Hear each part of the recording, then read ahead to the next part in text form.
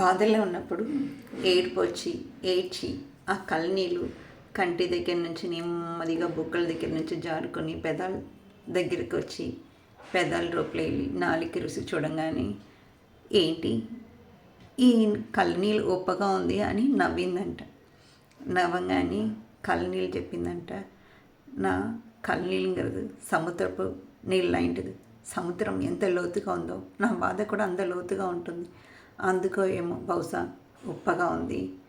కానీ నా కళ్ళనీళ్ళు కారణం రావటానికి నువ్వే కారణం.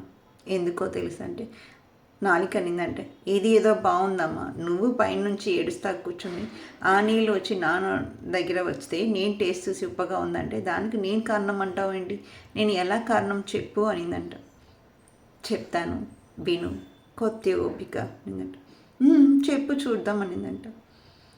నువ్వు ఎవరితో ఎలా మాట్లాడాలి, కొన్ని సందర్భాల్లో మాట్లాడకుండా ఉండటం, ఖచ్చితంగా మాట్లాడటం, ఇదన్నీ చేసి ఉంటే నాకు ఏ బాధ వచ్చేది కాదు, నేను ఏడ్చేదాన్ని కాదు.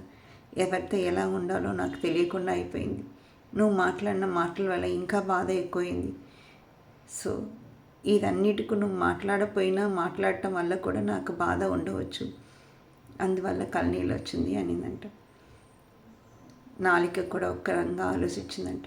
అవును కదా, నేను కొన్ని సందర్భాల్లో ఈ మాట అనకుండా ఉంటే బహుశా ఈ బాధ వచ్చేదేమో, లేదంటే నేను అగ్రి అవ్వకుండా ఉంటే ఈ బాధ వచ్చేది కాదు, కొన్ని విషయాలు యాక్సెప్ట్ చేయకుండా ఉన్నా ఈ బాధ వచ్చేది కాదు.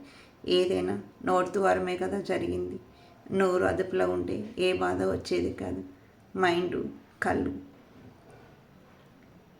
నోటు వచ్చిన దానికి మైండ్ రిఫ్లెక్షన్, హార్ట్లో ఉన్న అఫెక్షన్ వల్లనే ఒక మనిషికి ఎమోషనల్గా కళ్ళనీళ్ళు వస్తుంది. కళ్ళు ఏం పాపం చేసింది?